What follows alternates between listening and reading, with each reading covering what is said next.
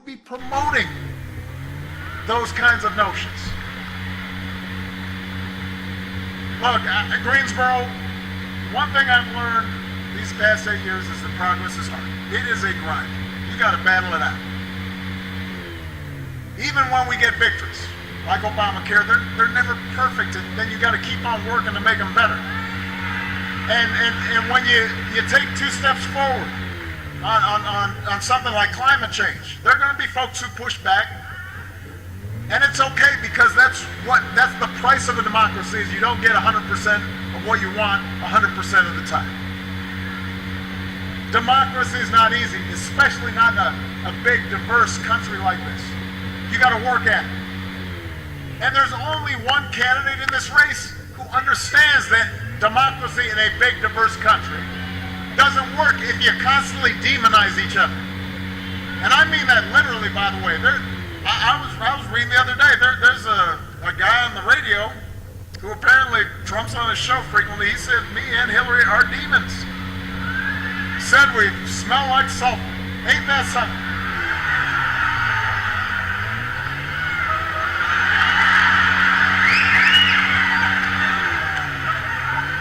Now, I mean, come on, people. Democracy does not work if you just say stuff like that. And apparently there are people who believe that stuff, and they're listening to it constantly. And you can't have leaders who are promoting that, because what happens then is we get so divided, and people are so angry at each other that then nothing gets done. And Hillary understands that. She understands that on most big issues, it's not always simple black and white. Things getting done requires compromise. Even when you're 100% right, you think. She knows that for progress to happen, we have to listen to each other, and we have to see each other. We have to fight for our principles, but we have to also fight to find common ground. And she believes that we can and should conduct ourselves better. And you know, that's not always flashy. It doesn't always attract headlines.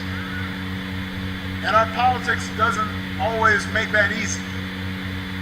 We want progress right away, our way. And if somebody's getting in our way, and then we start calling them names, and the press, finds it attractive to promote conflict, and that's the flashy headline. But I promise, here's the thing. If we're willing to work at it, progress does happen. And if you don't believe that, ask the 20 million more Americans who have health care today that didn't have it before. Ask the Marine who proudly serves his country without having to hide the husband he loves. Ask the young people who got more Pell Grants and help to get a college education. Change takes time, but change is possible. And here's the last thing, Greensboro, it doesn't just depend on one person, it depends on all of us. And I especially want to talk to the young people here for a minute.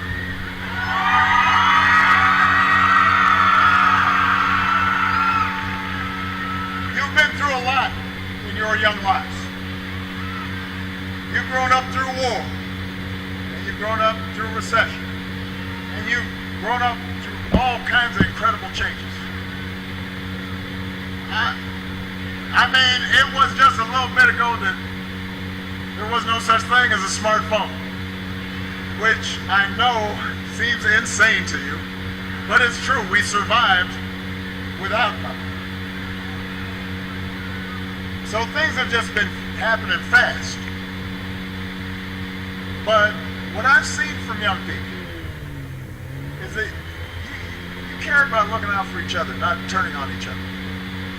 The young people I meet, they are more tolerant, and they are more sophisticated, and they're more interested in the world, and you want to be active and engaged in the work of creating a vibrant and innovative and inclusive and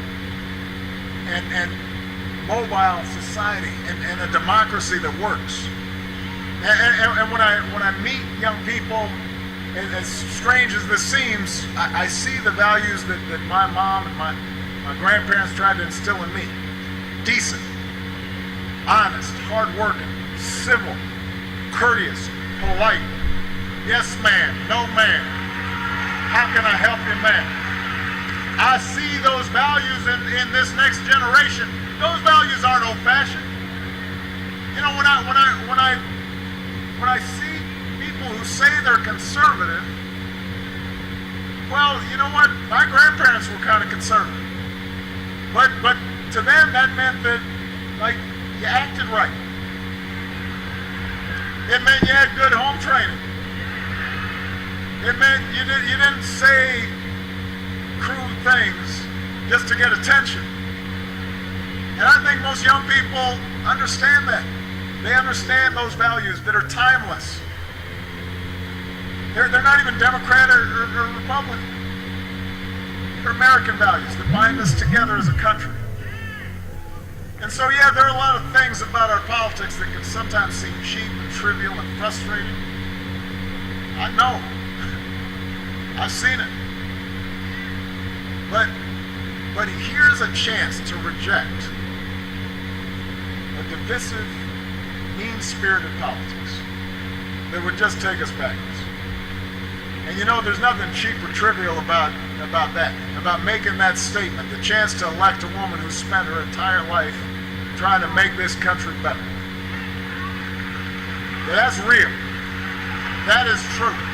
And young people, you have a chance to do that. So don't fall for the easy cynicism that says my vote doesn't matter or all politicians are the same, because that's exactly what Hillary's opponent wants you to think, so you don't vote. I promise you, your vote matters. Read up on your history. You just heard from Judge Frye. There was a time right here in North Carolina, and that judge, he looks good. I mean, he was right there before you, young people, and he couldn't vote. There was a time when folks had to guess the number of jelly beans in a jar, the number of bubbles on a bar of soap. It wasn't that long ago where folks were beaten to register voters in Mississippi. It wasn't that long ago that a man like Justice Frye, who had already graduated college, was denied the right to vote because he failed the so-called literacy test. That just happened. And the reason it changed was because young people said it's going to change. And folks risked everything so we could pull that lever. Freedom Riders came